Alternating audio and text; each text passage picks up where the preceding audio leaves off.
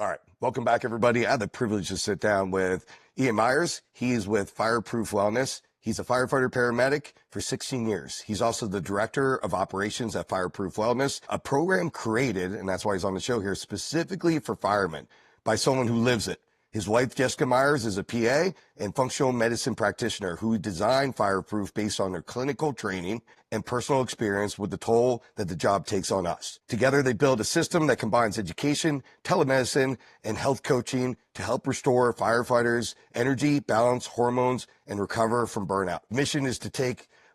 Ian's mission is to make better care accessible, effective, and truly relatable for the American Fire Service. So, without further ado, Ian, thank you so much for taking time out of your busy day. You're running 2 jobs right now. Did I miss anything in the bio, my brother? Not at all, man. I appreciate the speak there. All right. So with all this said, I have 19 years on the job, mid 40s. Right? So most of my adult life was in the fire service. Prior to that was the military. As a captain now, still in the field, currently assigned to the training academy. Yeah, the job is tough. It beats us up. I would probably say, I don't know, 75% of our fire department is on TRT. So obviously hormones, wellness, mental, the entire aspect is a huge deal across the entire nation. So brother, please just break down what you guys are doing, what the necessity was, why you founded the program, just a deep dive from inception to where you guys are at. And then let's talk about maybe the future. Sound good? Absolutely. Yeah, I appreciate that. So Fireproof Wellness was created out of necessity for myself a number of years back. So the mission of Fireproof Wellness is to provide accessible care to everyone across the nation. And our goal is to provide the type of care that firefighters need. Unfortunately, we cannot be lumped in with the general population when it comes to what we see, what we experience, the sleep deprivation, and all the effects that the job has on us. And so we really need tailored care, specific care from providers who actually understand what firefighters go through and don't give you the vague, well, you should probably sleep more, you should probably eat right, you should probably exercise more. And those aren't the answers. There really isn't. There's a lot of stuff that affects the firefighters in ways that some of us may know and a lot of us don't know. And so how it was created a number of years back, was probably about 10 years into my career in the fire service. And I just started experiencing symptoms of depression, anxiety, PTSD, although I wouldn't admit that I was suffering from PTSD or anything like that. Job dissatisfaction was starting to come into play, and I'd done everything. It took me 6-7 years to get hired with the fire service, and I had put in so much time and energy into it, and I was getting to a point where I was like, I'm beginning to not like this job anymore.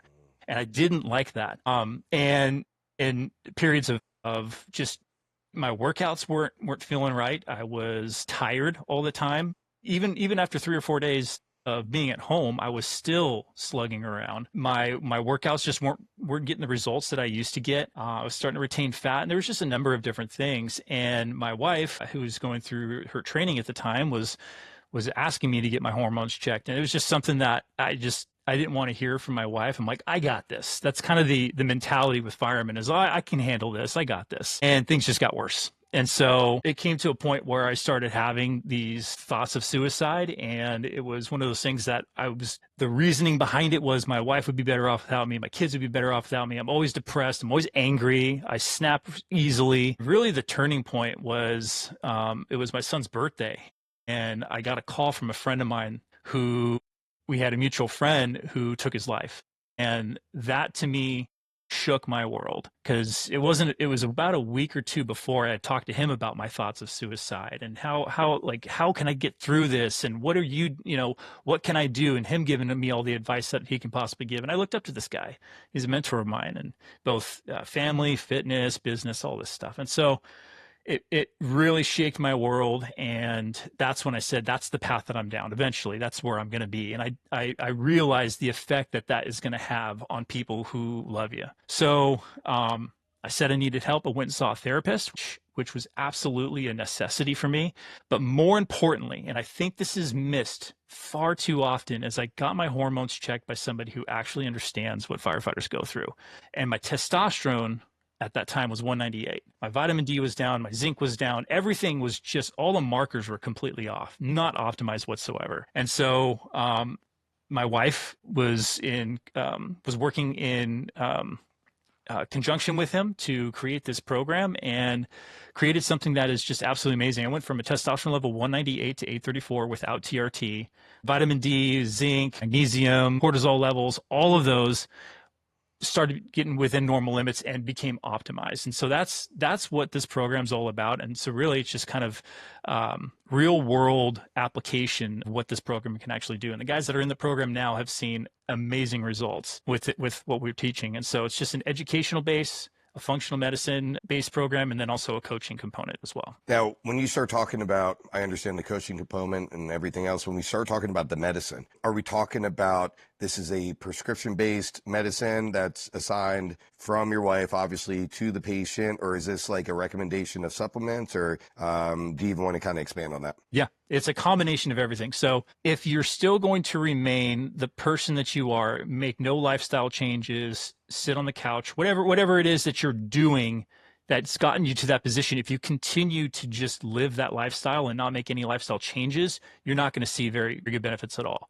So it's somebody who's ready to make change and do what's necessary to build resilience and longevity. So number one is lifestyle. If we need, there's certain things that need to be corrected. Are you drinking heavily at night? Are you a smoker? Do you consume a lot of caffeine? What's your nutrition like is the next portion of it. So lifestyle, nutrition, and then of course the environmental factors. It's just kind of what we're exposed to, but there are things that we can do to mitigate our exposures or after exposure. There are things that we do to mitigate that. But once those are optimized, then we look at the supplementation, which is necessary. There are some people that don't believe that supplements should be a thing and that you shouldn't be taking any. But I think in our case, in the fireman case, absolutely, because we are sleep deprived. We are going to continue to have lack of sleep. We are continue to be exposed to stress. So there are some components to that.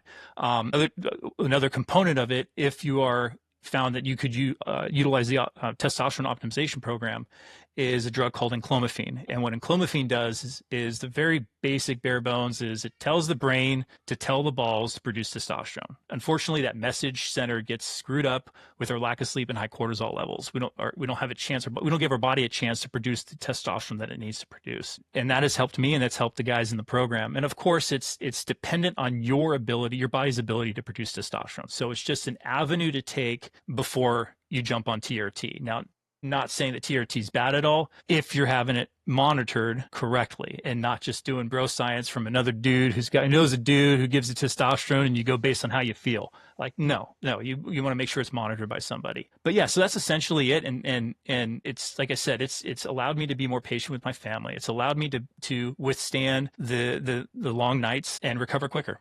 So you're a fireman. All the guys that listen to this are pretty much in the same exact boat. Career, volunteer, really doesn't matter. Outside of the sleep, because that's the easiest answer. And I'm asking because I'm very curious myself, because I had been on TRT for, like 12 years. I mean, it's been a long time. And I had numbers, my natural numbers were right a little bit higher than yours, like 205, 210, something like that. And that was, for me, a game changer. So outside of that, I didn't think there was any options for us. So why do you believe that it affects our community, the fire service community, more than anybody else out there? Because I know there's jobs that people are sleep deprived, but I kind of feel like we get hit harder. Why is any clue on why we're special, besides the fact that we wear helmets to work every day? So with my limited knowledge on everything, again, my wife is the one who's much more knowledgeable in this, but I can give you, just like you said, the basics as to why that is the case. So one, obviously, is sleep deprivation. We talked about that. If you're sleep deprived, you're not giving your body the ability to produce testosterone. So that's one thing. Another thing is the chemicals that we're exposed to, the carcinogens, PFAS. Those actually do have an effect on testosterone production. The science behind it is not really well known, but there are studies that actually show the demand of the job as a fireman has a significant impact. One of those is I believe there was a group of 25-year-old firefighters, about 76, 77 of them. So it was a very small group, but 77 or so firefighters. Average age is age 25, otherwise healthy, not overweight, within the BMI limits. Within the first year, the fire service saw a 37% reduction of testosterone. So they went from roughly 736 to 434, somewhere around there, just within the first year. And these, again, are 25 to 26-year-old firefighters. Is the stress the main component? Is it stress and sleep, lack of sleep, the two main components? I mean, that's kind of unknown right now, but we do know that it significantly impacts firefighters. And so testosterone kind of being the big driver behind a lot of how men feel, and women too. I'm not going to discount them because women suffer greatly from low testosterone as well, and their hormones. But yeah, with testosterone, if that is not optimized or not working well, you're going to suffer in so many different areas. And so, I mean, I don't know what else to say other than the lack of sleep, the high cortisol levels, and the stress of the job. I kind of believe that it's funny as I've gotten older, and obviously mental health and everything else has been a more acceptable topic, I guess. So you're more encouraged to kind of do a deep dive. We have department-wide trainings. I mean, that's something just across America right now. But with all that information that we're starting to get, you start thinking like, you're pissed some guys off by saying this, I'm sure. I don't believe our job is as dangerous as it is stressful, if that makes any sense. So yes, we have a very dangerous job, but I believe we have a more stressful than dangerous job because most departments run 80% EMS, right? There's EMS calls that are extremely stressful. I work in an area that's not exactly the highest demographic, and we run shootings and stabbings all the freaking time. They are stressful. Traumas are stressful. It doesn't mean that we don't react and work appropriately, but it's that constant exposure to stress. And I kind of feel like our job has more stress consistently than pretty much anything out there. Now, obviously, outside of a war zone, fighting for your life, those guys are way more stressed than us, but I kind of believe they don't do 25 years in the war zone, where we're basically doing 25 years in the war zone every second or third day, depending on your schedule. Yeah, absolutely. And and you think about guys too, that before even joining the fire service, that are forestry or that are EMTs working on busy ambulances too, like this can happen significantly earlier in your career prior to even joining the fire service. And then, of course, dealing with all the stressors, like you said, and it may not, like you said, we operate very well in the moment. In the moment, we're told that we need to go to work and get the job done. We get it done and we do well at it. It's the aftermath that we need to be prioritize how we're going to recover, how that call affected us both mentally and physically. I got you. So and you might know, I mean, I know your wife probably knows, and you might not know, but it's just something, and we're talking about, especially with hormones and sleep and everything else, something that was just kind of kicking around with some of the instructors the other day, and then during a wellness conversation we were having, and I could be wrong, but what I believe I understood is they're actually classifying sleep deprivation as a class 1 carcinogen. Do you know anything about that, or have you heard that at all? I personally have not. That'd be something I'd like to ask my wife about that as far as that goes, but I haven't really heard anything about that. I'd love to see where that's coming from and whatever the studies are that are backing that and why they're classifying that. But yeah, that's very interesting. Yeah, I'm very curious too. It's kind of something I heard in the passing, and then it obviously piqued my interest, and it's something that I haven't had a chance to sit down and really do a deep dive on, which I plan to. But I figured I had you, so I had to ask. Yeah. So what do you feel like? So we're talking about wellness, fitness, everything else. Both of us have been in the fire service for a long time, so we've seen the trends that go through. We had the CrossFit, we had a Netflix vegan special drops, and whatever it was called, Game Changers, and everybody goes vegan for a couple weeks. So we are very influenced by whatever's going on, that ADHD brain that most of us have, that type A personality. So how do you feel like is the hormones are a hot topic right now? So is that the next fad, or are we finally getting down to the nitty gritty of what is actually going on, instead of saying, oh man, I've been having all these problems because I eat meat and I should only eat veggies? And obviously we understand that every diet is different for every person and you can benefit from both sides.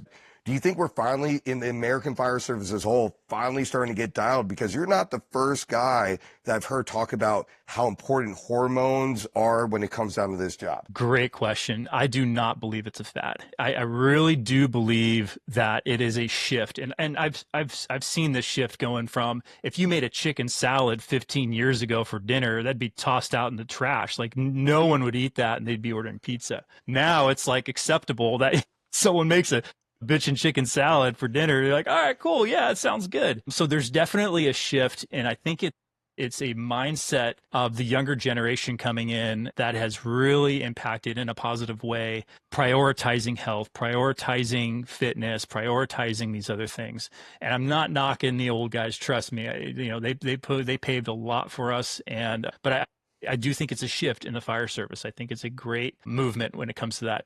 When we're talking about hormones, that's not something that's going to go away. That's something that's going to be continually talked about, and more people are going to get exposed to hearing about this, that, oh, maybe I should get this checked, right? There's a thing about marketing. It's like you need multiple touches in order for somebody to actually buy something. It's the same thing when you hormones. If it's talked about it enough in the fire service, that individual is going to go, well, maybe I should get mine checked too. And this new, with the recent fires just that came through, Function Wellness, I think is what it is. They did a thing where it's like, hey, for any of the firefighters that fought the recent fires in LA, you guys get free lab work. And there were a ton of people that jumped on that.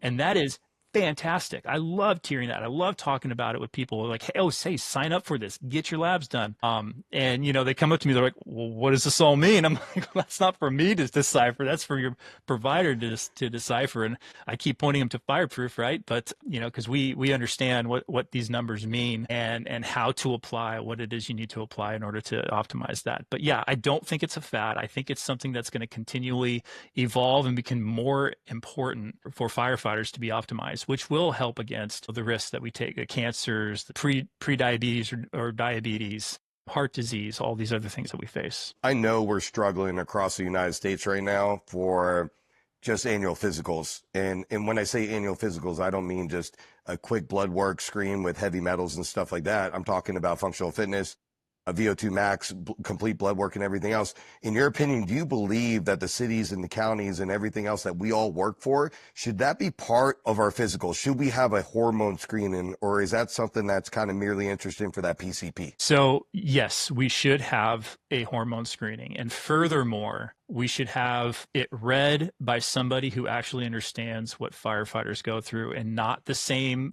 doctors that see other job related individuals in completely different fields of work. It should be specific to firefighters, because I was told my testosterone level of 386 was acceptable. And there are studies that show testosterone levels less than 400, firefighters are at risk of cardiovascular disease. And so there's a number of things that get missed as just, it's within range, right? If you're between 200 and 800, you're good. It's like, well, if you look at society, 75% of society is sick. Like, I don't want to be normal. I want to be optimized. And so it should be read by somebody who understands what firefighters go through and what hormones should be.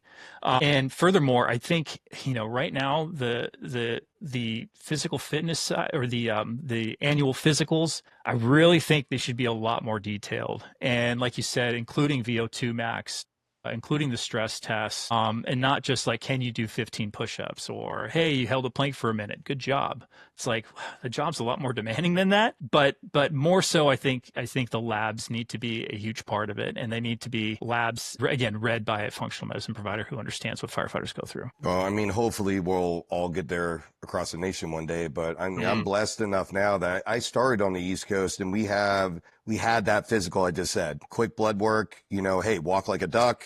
Cool. You crack a little bit. Does it hurt? No. Okay. You're good. Get back on the truck and you're fine. That's it. And that's considered acceptable to where I work now on the West Coast, where exactly what I said, VO2 max, stress test, bike test, pulmonary function, everything across the scene. But we do not check hormones, which is interesting because we check everything else. And I'm thinking, man, like, why are we, I can't imagine that's that much more expensive, but maybe it's one of those things where you're talking about that, where we go to like an occupational health, they're not properly trained to read those labs, is pretty much what you're saying. You have to see somebody like you guys for Fireproof that knows what those numbers mean, especially for us. Yeah. And this isn't a knock on any other provider. I want to be clear on that.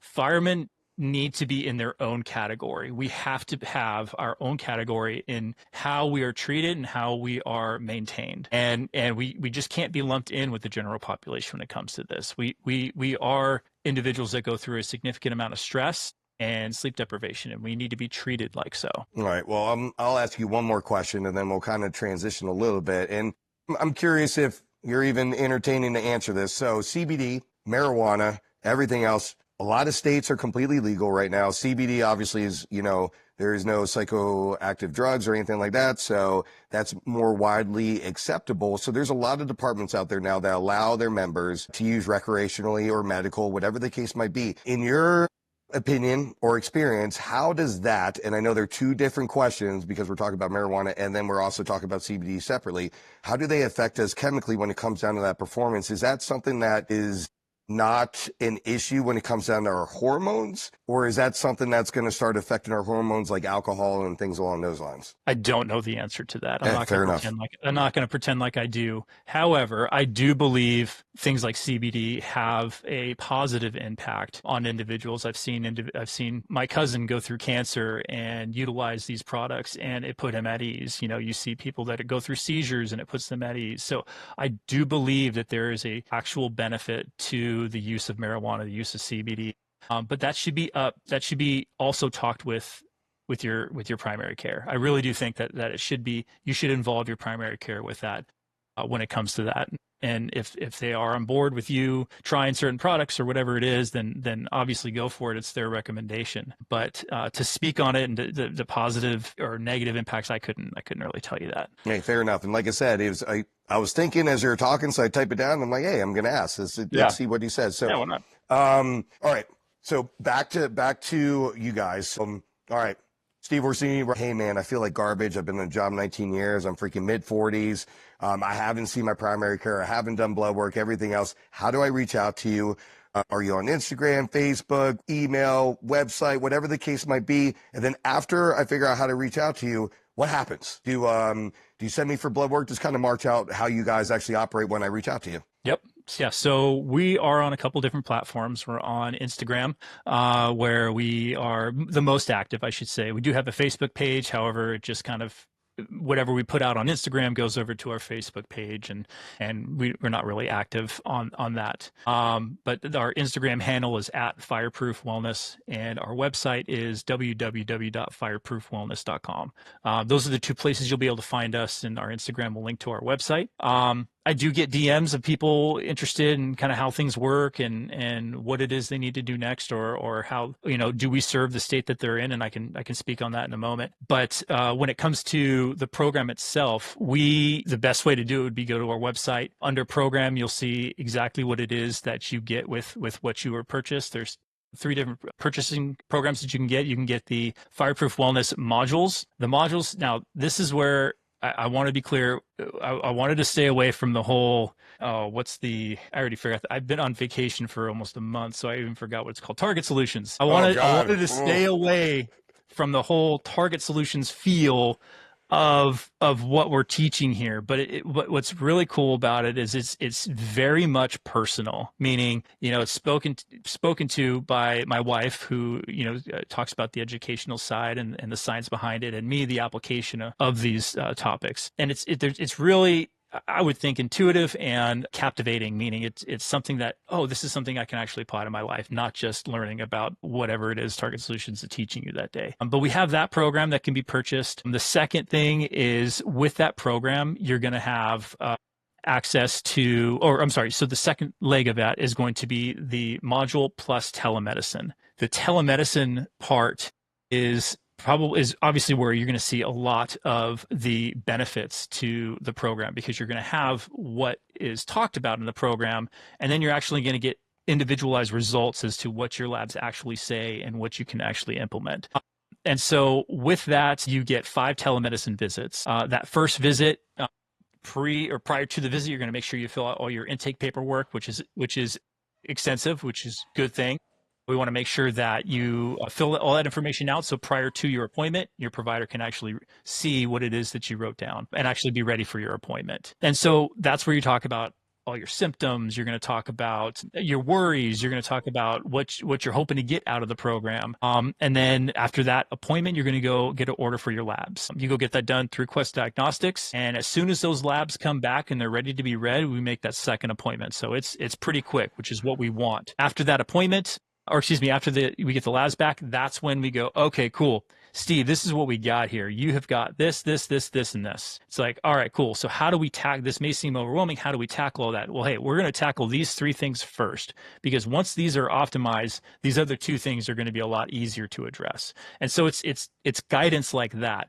And they say, hey, let's pay attention to the testosterone module and the sleep module, both on and off shift. You're like, all right, cool. Well, cool. Now I know exactly where I need to actually focus my energy on, and do all that. And so, and again, it's throughout the year, but it's 5 telemedicine visits. And the benefits of that is you're seeing a provider 5 times in a year. Because like you said, you go to your doc once and then that's it for the year, or you may not see them for 5 years. Do you even have a primary care?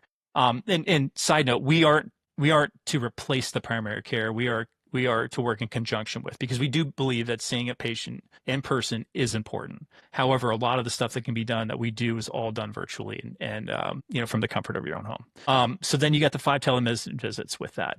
And then the third is the VIP.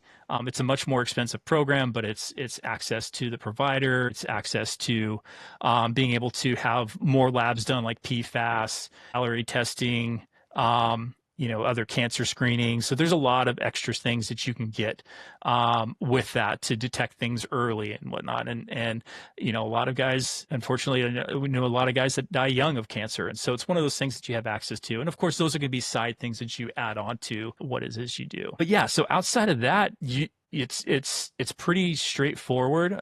Seeing your provider and then just making sure you're just on top of seeing them. I think the biggest thing is, oh yeah, I need to make my next appointment. And it's like, wow, it's already coming up, which is good. And so throughout the year, they're monitoring. It's like, all right, cool. We are on the same track. Like if we put you on the testosterone optimization program, hey, am I actually responding well to this? Or do we need to change something in order for us to optimize what's going on? And so that's why having them back to back the way we do is great, because we can get you to an optimal level and then maintain that level. We got to. So we're guys, right? We're type A personalities. How often do you get asked the question like, hey, I understand you want to bring me to optimal. How do I get to superhuman, right? I'm sure you guys feel that. Like, hey, listen, bro, I'm good, right? But man, I could benefit from 15 pounds of muscle right now. More often than not, we get asked that. I'm sure. And of course, my response is, well, obviously, if you want that, why don't you just go ahead and take every steroid there is, and you'll get there in no time. But I would say more times than not, it's jokingly asked. But really, I think a lot of the guys are just looking for optimal.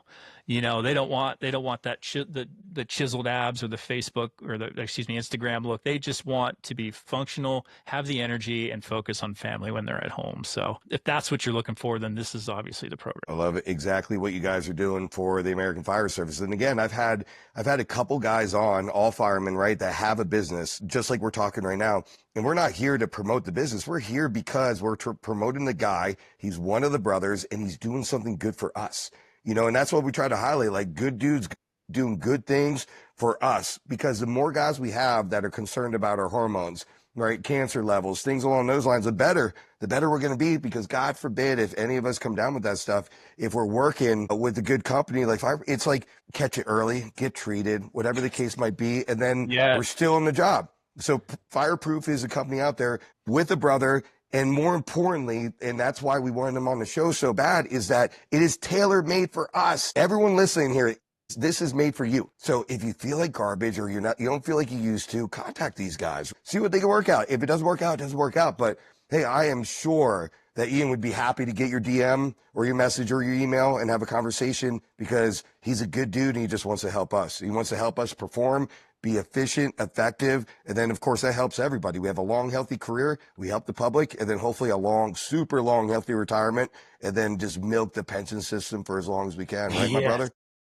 That's exactly it. I didn't tell you what states. So the program can be purchased anywhere within the United States, but telemedicine, we are limited right now.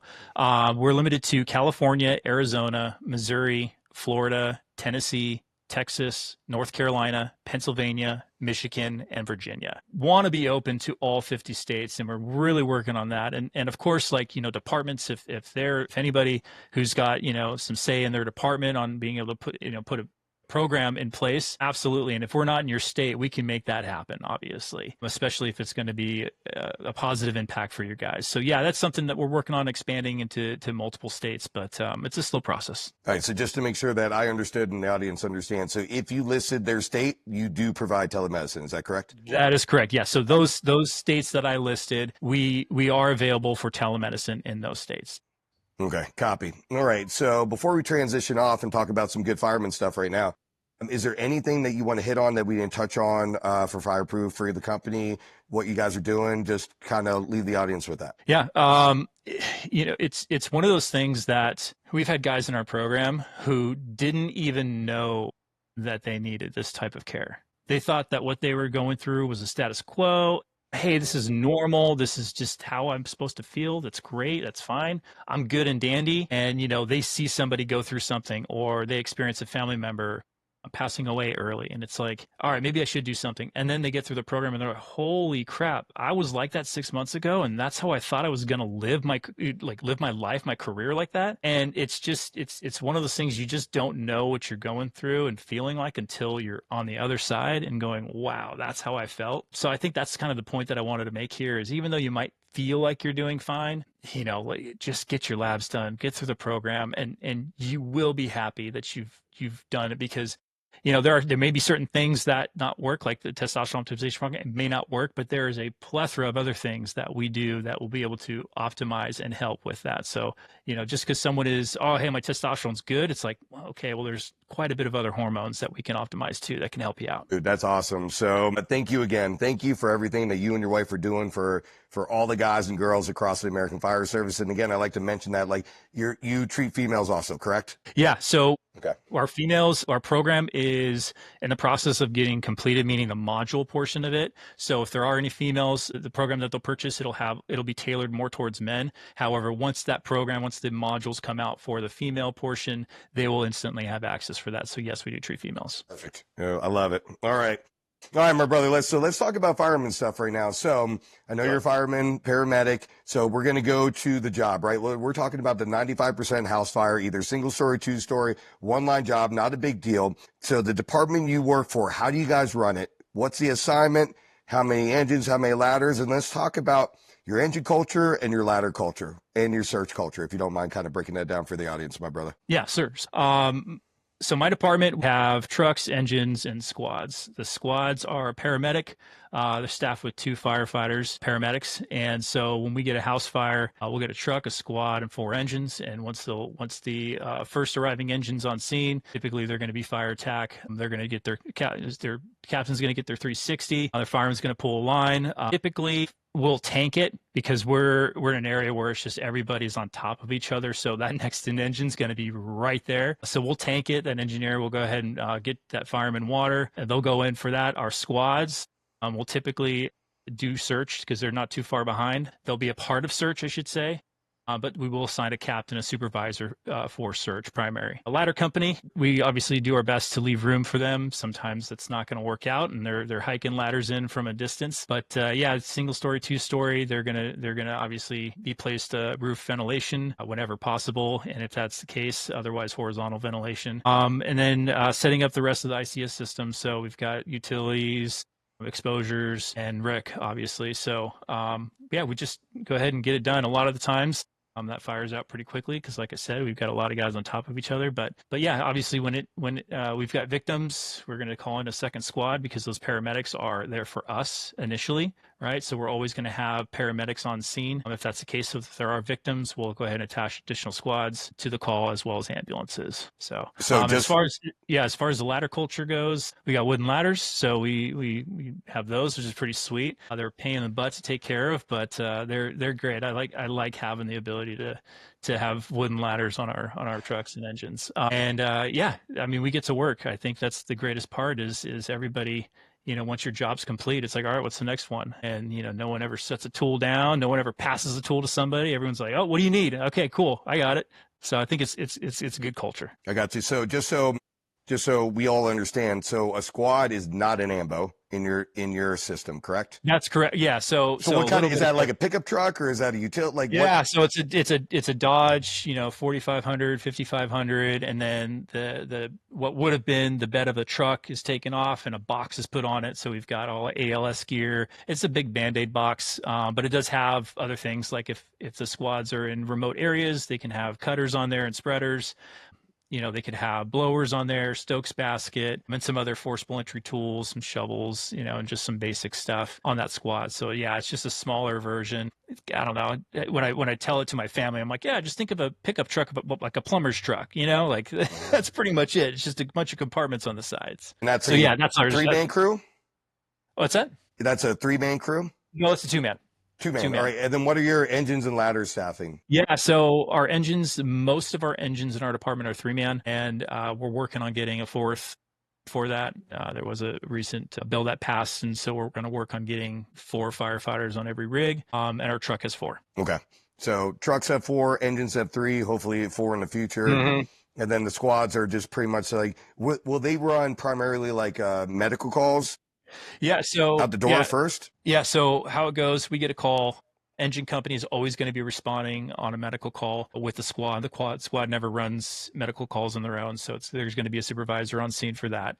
But yeah, so there in a battalion, let's just say you have six engine companies in a battalion, you might have 2 or 3 squads running, depending on how busy the battalion is. And of course, there's bleed over into other battalions, depending on where you are geographically and whatnot. So yeah, those squads are definitely running more calls outside of their district than their engine company. Sometimes the engine companies run more and they like to brag about it, but I'm sure this sounds like it's coming from a guy that's probably spent some time on a squad before. Yeah, I've got coming up on 9 years on the squad. So all right. It's fun though. It really is. And then you just get with a bunch of guys that you really enjoy working with, and you're like, cool. I'm pretty happy here. Good deal. All right, my brother. Well, last question I have about just your command system. So that first arriving officer on scene on the engine or truck, whatever happens to arrive first, are they officially assuming command doing an on-scene report and then the battalion takes it from them, or is it an unspoken rule that when the battalion arrives on scene, they're just going to assume? No, it depends. It depends on the battalion chief. Most battalion chiefs are pretty cool with the engine company just running it.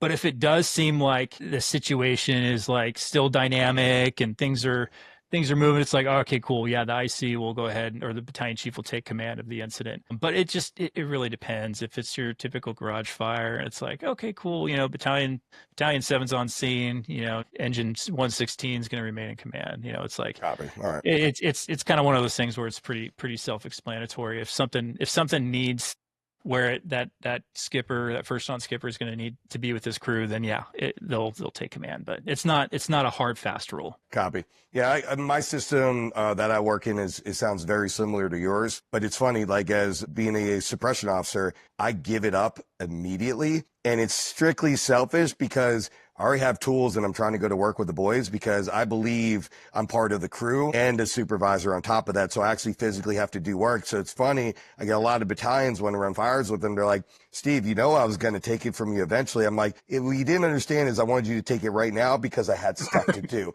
Right. And they joke with me all the time because I'm probably one of the only captains that consistently turns it over as quick as possible. But it's because I'm not done being a fireman yet. I'm just going to be honest with you. I can supervise and work at the same time. And I always mess with my crew. I'm like, isn't it better when you got a boss that helps you freaking rip the lid down? And they're like, yeah, dude, right? But right.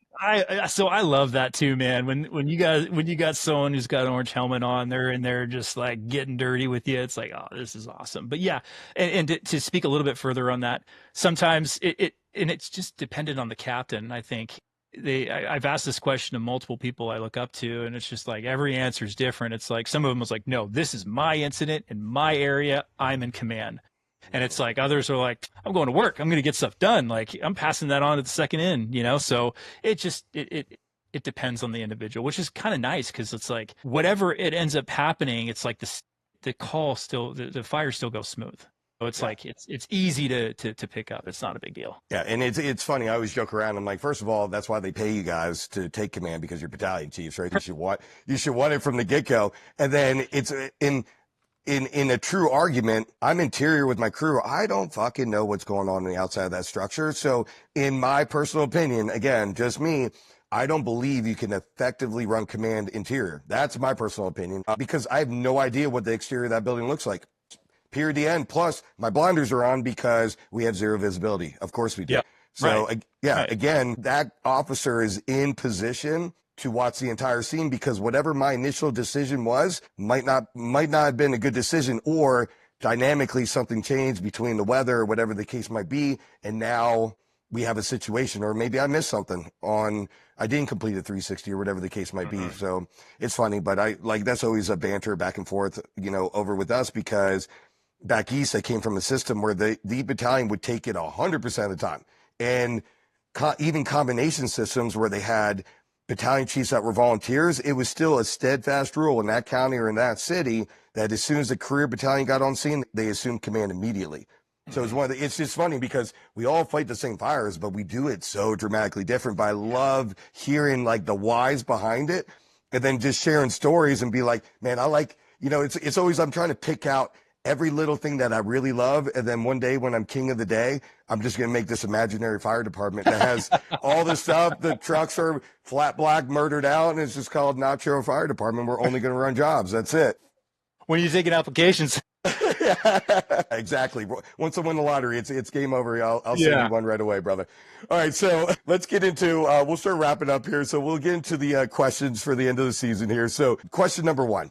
So the why. We ask the why all the time. We ask the brand new guys that want to get on the fire departments that we work for. We even ask our own members when they're trying to do different positions or promote within our service. But this is a why. So why did Ian decide to be a fireman? When did the bug hit you? Was it like a little kid thing? Did you fall into it by accident? So just explain to the audience how you got into the American Fire Service, my brother. Yeah, it was I don't know what the heck I'm going to do with my life when I was 18, taking college courses, doing welding or woodworking, or just kind of wasting my time. I had no idea what I was going to do. And I happened to talk to a friend of mine whose dad was a captain at the time and did a station visit. And that's when my jaw dropped. I'm like, holy crap. Like looking at all the compartments with all the tools. I knew I wanted to do something with my hands and just kind of be busy that way. And I just absolutely fell in love with it. And he's like, all right, kid, you want to do this? All right, this is what you're going to do. You're going to go take your EMT class. And of course, there's 100 different ways, right? You're going to go get your EMT. You're going to go work on an ambulance for a few years. You're going to take your fire science class. You're going to go to a basic fire academy. You're going to start applying for every fire department you can possibly apply for. And he's like, and don't stop. It's like, okay. Funny enough, 5 years later, 7 years, so I said, no, let's see, 18, 20, 7 years later, I'm at the footsteps of his department, applying for a department that he works at. And he's like, well, damn, like you did exactly what I said to do. And like, you're here. And I got hired with that department. So it was pretty cool.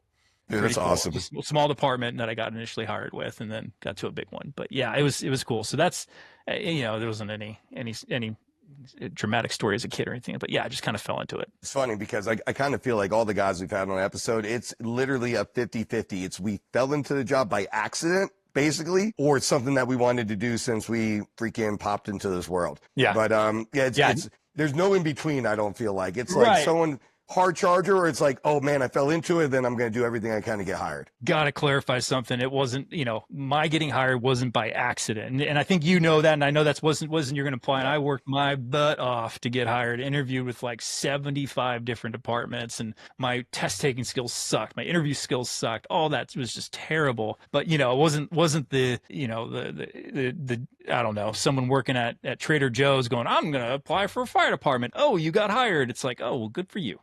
Yeah, no, and absolutely, yeah. I think the guys listening, yeah, they understand that's not a sore subject at all with you. We could tell at all. But yeah, with that said, I don't mean accident as in like you just fell into it. I know you didn't. Yeah, it's one of those things where it just comes on the radar later in life, and it's just full bore. But it's crazy because I kind of feel like there's no in between on those. So you get in the fire service, you fell in love with it during your first station ride. So that transitions to that next question. So traditions. So here for the Copper State Fools, that's why this podcast exists, to support our traditions, because we are desperately trying to hold on to the really good ones that we have, because we feel like it's a necessity. It helps with our mental health. It helps with that family bond. It helps all the way across. So for you, what is your favorite American Fire Service tradition? But more importantly, why? Why do you love it so much? Thinking about this question, there's so many different ones that I just enjoy. But I think the biggest tradition, gosh, now I've got something else that just popped into my head. First, it was going to be playing cards after dinner. I think there is so much fun in playing cards. In our department, we make up card games. It's like, it could be based on a story that someone went through, like, their wife trying to kill them, or, like some other story of just some dude that, ran amok on a fire ground or something. And it's just, they make up card games, and it's just, there's so much fun behind that. But honestly, I think just the hanging out in the morning after a little bit after lineup and just having a cup of coffee, or even before lineup, just chatting it up with people. When people arrive in the morning, it's just like, everybody starts kind of piling in. You haven't really started checking out your equipment yet, and it's just a bunch of people from both shifts that are just hanging out. I think that it may not be a tradition, but to me, I really value that time, because it's more guys than you would have during the day, and guys that were working the day before and stuff like that. So, but if I were to say tradition, it'd be card games, playing cards after dinner. I love it. And I would argue the fact that I would say that is a tradition, the lineup and the pass on and Yeah. everything else, because every department, every guy I've ever talked to, they do some sort of a formal lineup, informal, but there's always a pass on. And Always. I was literally talking to the kids the other day, because I say guys like us with about the same amount of time on the job, I believe, at least in my area, we have failed the young kids, because what have we told them from day one? Keep your mouth shut, open your ears, right? Learn as much as you can, absorb everything, ask the whys, right? Get to know why we're doing it, how it's effective, everything under the sun. Clean the bathrooms, check the rig, do my laundry, like boom, boom, boom, boom, while you're on probation. But we forget that first thing in the morning, grab that kid, make him sit down, and just say, hey, just fucking listen, start the pot of coffee, come sit down and just listen to the guys, because you're going to learn something from the crew before, whatever they ran on. Even if it was bullshit and they ran 10 freaking fall injuries, they're probably going to learn something, because they're going to tell a story about one that was either extra large, hoarding conditions, whatever the case might be. We've seen it all, but we are so focused on they should be already out to the rig, but they're missing exactly what you said. Like, I feel like it's also one of the most important things we do, because we learn something and it builds that camaraderie. But more importantly, find out what the hell did the guys go on before, because I want to know, because I could maybe learn something from their mistakes, their accomplishments, whatever the case might be. But we're missing our newer members with that while they're on probation. I don't know. At least in my area, we are. Yeah. And I'm with you 100% on that. I really do think that we do, more often than not, we do a disservice to the guys that are brand new, walking in here and just trying to learn as much as they can. I valued, when I was on probation, guys that would come up to me and help me with that, with whatever questions I might have, no matter how stupid they might have been. I valued that so much. And when someone even just like on a call, they're like, all right, hey, let's check out this building. Let's walk through it. And it's like, all right, cool. This is awesome. This is exactly why I'm here on probation, is to learn right now.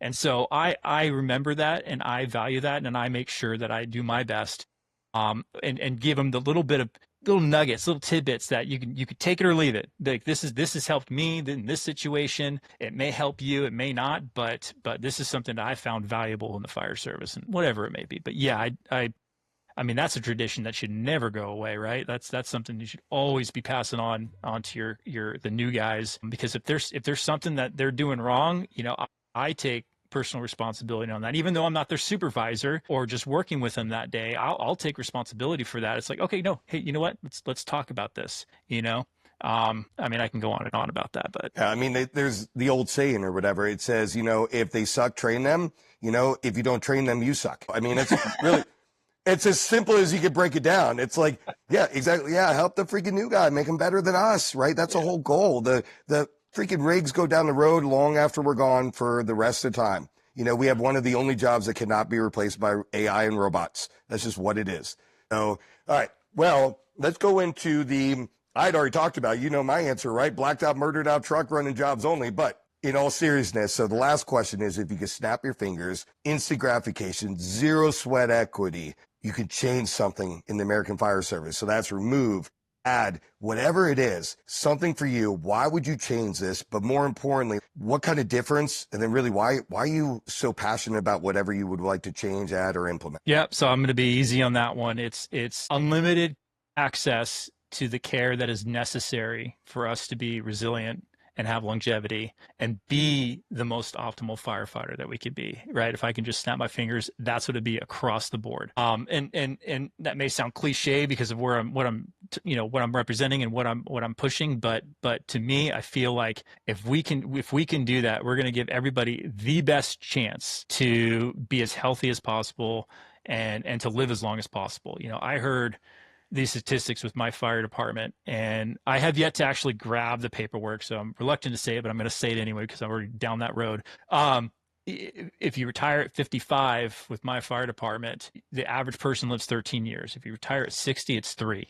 Whoa. And it's like, to me, that what? Like, those numbers are insane. I don't want to be 68 years old and in the grave. I want to be living well into my 80s, as healthy as possible. And so, yeah, if I could snap my fingers, it'd be unlimited care for firefighters. Yeah, so. Freaking amazing answer. And I've heard similar numbers, and so I always heard the average, and maybe that kind of works numbers wise, was for us in the American Fire Service after retirement, 7 years we're fucking dead. And then that's heartbreaking. And unfortunately in my region, within the last 2 years, we've had 3 guys that just recently retired, and they unfortunately passed away from cancer. Extremely aggressive, that was caught way too late. And it freaking sucks. Freaking sick and tired of burying brothers.